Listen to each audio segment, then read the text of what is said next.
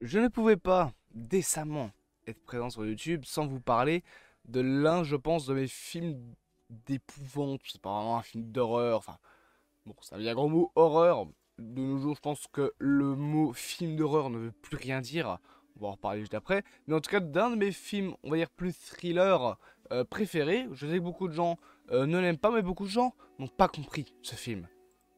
On va parler de Shining. Déjà, je trouve, premièrement, que Shining est un chef-d'œuvre de la mise en scène et des effets sonores.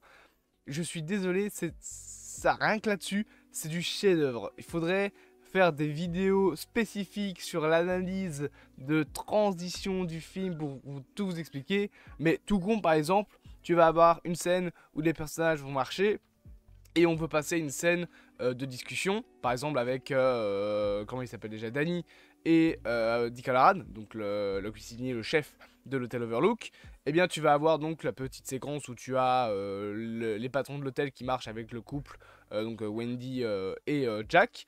Et pour passer à ça, eh bien ils vont passer à une transition où ces petits personnages, et en fait la séquence là est dans la tête de Dick Hallorann, donc la transition se fait avec un fondu où tu vois que les personnages sont centrés au même endroit que le crâne de Dick Hallorann, ce qui lui fait comprendre que grâce au Shining, ils pensent à où est-ce qu'ils sont.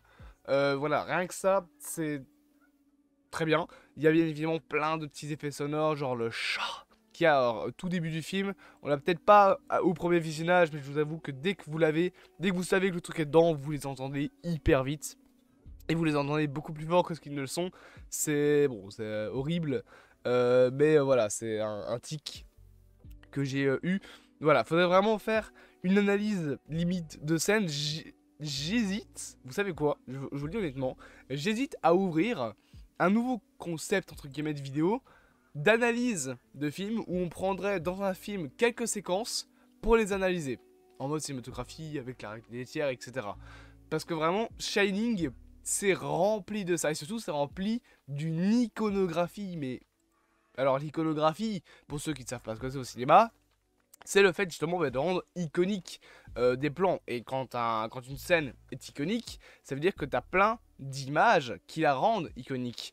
La scène ici de la tête, enfin avec la tête de la porte, donc le Here's Johnny, il y a, oui, cette fameuse scène de la porte, mais tu as aussi cette image qui est iconique. Donc l'image avec le visage complètement défiguré par la peur de Wendy Torrance, qui hurle à la mort parce que tu as une hache qui arrive dans le trou de la porte. Le premier coup de hache aussi, tout le monde a cette image-là en tête. Le fameux coup de couteau de Wendy, voilà. T'as plein de petites images, tu peux faire un arrêt sur image dans plein de moments de cette séquence-là, et les gens auront cette image dans la tête en pensant à Shining. Donc voilà, c'est vraiment un film qui se base énormément sur l'iconographie, pardon, et encore une fois qui est mais un génie niveau réalisation. Alors t'as peut-être certaines scènes, j'avoue que j'extrapole un petit peu. Oh tiens, putain, il est marqué Monarque.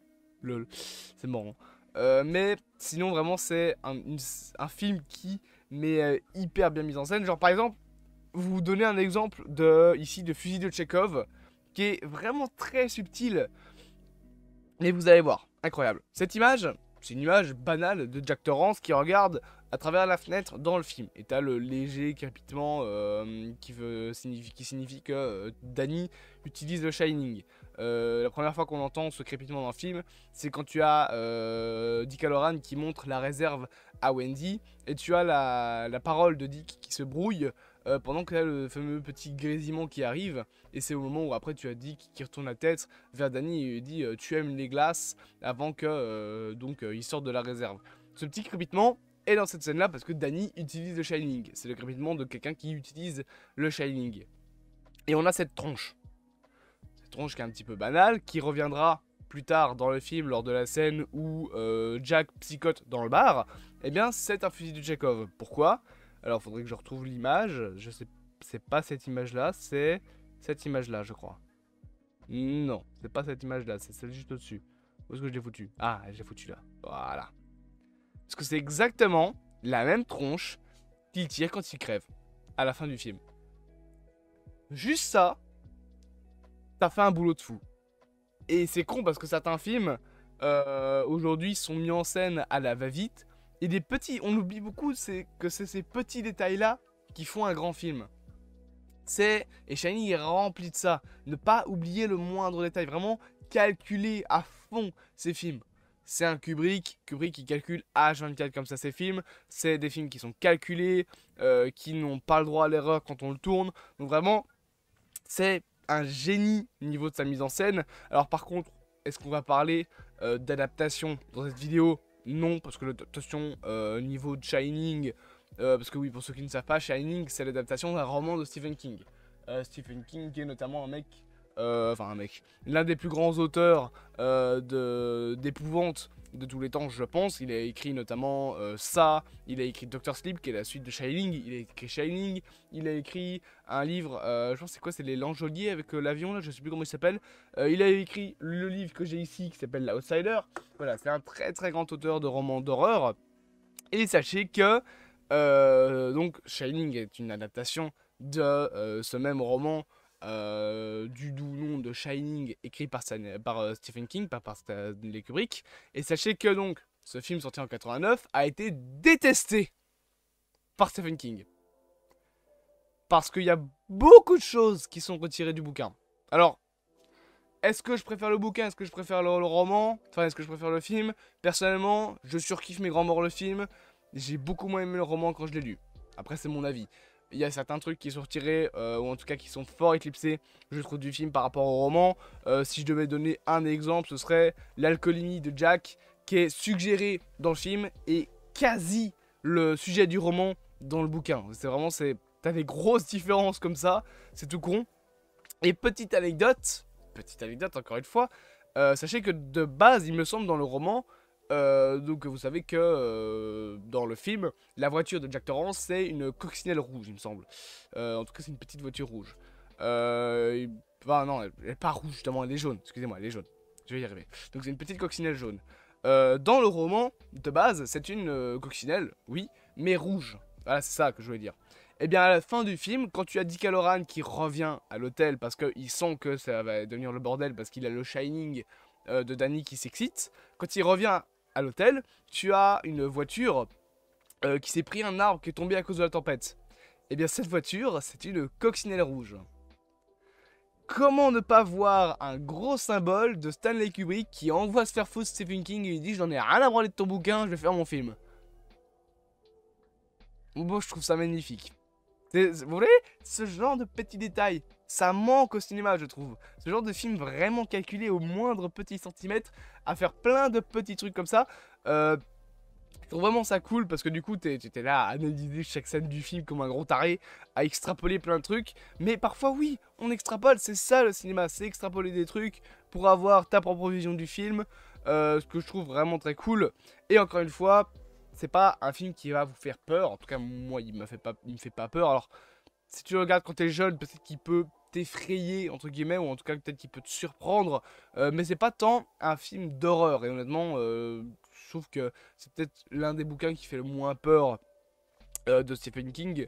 Bon, après, la peur d'un roman et la peur d'un film est différente. C'est pas le même type de peur d'après moi. J'ai une peur différente quand tu me surprends avec l'image qu'une peur quand tu installes une ambiance dans un bouquin. T'as pas de jumpscare dans un livre. Enfin, à part quand t'as un soudain. Oh, mais bon, enfin, tu le vois arriver, quoi. Donc, il se désamorce très vite. Tu as pas les mêmes codes de l'horreur dans les livres que dans le cinéma. Mais ici, on n'est pas sur un film d'horreur, d'après moi. On est beaucoup plus sur un thriller psychologique. Parce que on parle beaucoup plus de la psychose. On parle de l'isolement. D'ailleurs, il y a un truc qui m'a toujours tué avec le film, c'est lorsque Jack Torrance rencontre pour la première fois Ullman, donc le propriétaire de l'Overlook. T'as donc le petit entrevue, ça s'appelle l'interview en anglais, mais la traduction du mot interview en français c'est une entrevue. Voilà, donc une rencontre quoi. Donc la petite rencontre, un petit café, etc. Et je trouve déjà les plans de cette séquence qui sont très stylés parce que tu vas avoir tous les décors derrière qui vont être très droits et quelques petits éléments qui vont casser cette droiture en étant dans des sens un peu bizarres, genre le drapeau qui part vers la droite, le petit stylo de Ullman qui est complètement décalé vers la droite, Ullman qui est lui-même décalé vers la gauche, Torrance qui est posé avec l'épaule qui est incliné vers la gauche, alors que tout le reste du décor est bien droit, bien fixe. On aurait pu avoir un plan, comme vous le voyez là, où tout est droit, entre guillemets, genre tu peux tracer des lignes. Là, tu ne peux pas tracer des lignes. On te casse ces lignes, on te casse les codes que tu installes dans ton idée, dans ton imaginaire du cinéma. Il y a plein de petits détails comme ça dans le film, et c'est incroyable. Mais pour revenir sur ce que je voulais dire par rapport au dialogue, dans ce moment-là, justement, du film, tu vas avoir une man qui va dire 3 fois le mot isolement. En mode, limite, s'il pouvait regarder la caméra, il le pouvait, pour dire au spectateur, il va devenir taré. Voilà, juste ça, ça me fait rire. Mais donc, c'est vraiment un film qui a plein de détails comme ça. Je pourrais vous parler de tous ces détails pendant une demi-heure, tellement il y en a. C'est vraiment un film qui est très très bon. J'ai même pas parlé assez de l'ambiance sonore, qui est vraiment ce qui donne, je trouve, son ambiance au film. Il y a des compositions musicales qui sont incroyables. T'as des petits détails vraiment partout. Genre, détails tout con. À un moment du film, tu as une télé qui fonctionne dans un salon. Jusque-là, rien d'anormal. Le truc anormal, la télé n'a pas de câble. On peut se dire que c'est quelque chose de... quelque chose fait maladroitement. Que c'est juste les ingés des câbles sur le plateau qui ont oublié de mettre des câbles. Déjà, t'oublies pas de mettre des câbles quand tu parles d'une télé. Et ensuite, beaucoup de gens vont vous dire non, mais ce film il est bourré d'erreurs. Stanley Kubrick ne fait quasiment jamais d'erreurs quand il tourne un plan. Encore une fois, il était, parce qu'il est décédé, très calculateur. Et ce plan avec une télé qui fonctionne sans câble, c'est tout simplement un moyen de vous dire l'hôtel Overlook a sa propre énergie. Rapport au fait que l'hôtel Overlook est un hôtel vivant. Et je peux vous jurer que quand vous faites des vidéos sur internet, comme le dirait un certain Link the Sun, on aimerait bien que tout fonctionne sans câble. Donc, c'est pas un détail à la volée. C'était un moyen de nous montrer, regardez, ça fonctionne sans câble, mais tout vient d'électricité de l'hôtel lui-même. Pas d'une électricité extérieure. L'hôtel est indépendant, il est vivant. Voilà. C'est des moyens d'extrapoler. Oups, pardon, j'ai fait des conneries. C'est des passages où peut-être il y a moyen d'extrapoler, mais excusez-moi, c'est tous ces petits détails qui font que je trouve le film incroyable. Et plus tu vas le visionner, plus tu vas te rendre compte de ces détails, et donc plus tu vas en chercher. Et c'est là que vous verrez la différence entre un détail qui est voulu et un détail que tu as trouvé juste parce que tu as extrapolé le film. Genre par exemple, il y a un truc qui est tout con, que encore une fois j'ai vu dans une vidéo de Linkson. Qui oui peut être vu comme un détail, mais honnêtement je pense que c'est plus de l'extrapolation. C'est à un moment t'as Danny qui tire des fléchettes et bizarrement ça fait les mêmes numéros que la chambre de 137. Genre ça fait un 2, un 3, un 7 au niveau des scores. Ouais, ok, mais c'est un petit peu, voilà, honnêtement ça devient un peu vague. Donc faut faire vraiment la différence entre détails qui sont voulus et juste de l'extrapolation.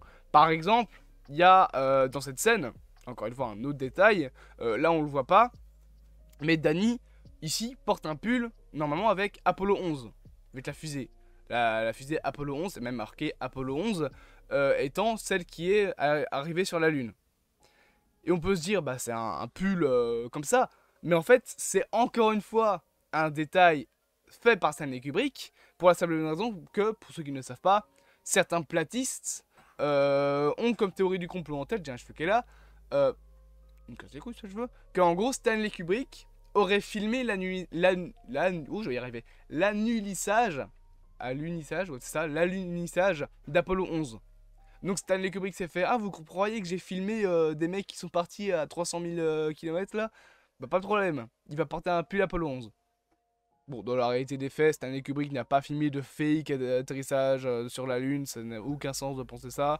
La Terre n'est pas plate, ce n'est pas une pizza, ça ferait bien longtemps qu'elle serait retournée, et les dinosaures ne seraient pas morts pendant une météorite dans la gueule, ils seraient juste partis dans l'espace.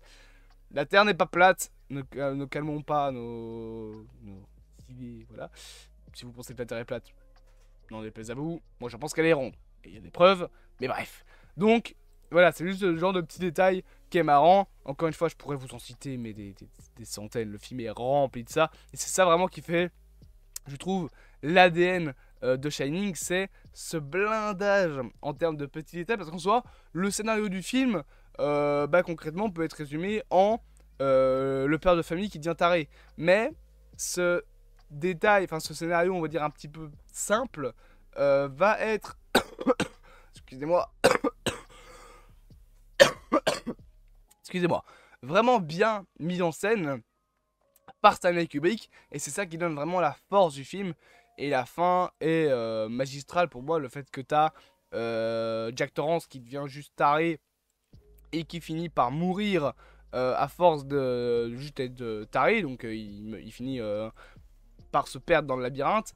C'est vraiment ce qui prouve, je trouve, toute la beauté de ce film, qui pour moi est vraiment l'un des meilleurs films en fait d'horreur de tous les temps. Si vous n'avez pas lu Shining, mais putain, mais regardez-le. Et je trouve que sa suite, parce que pour ceux qui ne le savent pas, oui, il y a eu une suite à Shining qui s'appelle Doctor Sleep, qui est aussi donc adapté du roman du même nom, qui est donc bel et bien la suite du roman Doctor Sleep. Je trouve que le film Doctor Sleep est vraiment sous-coté.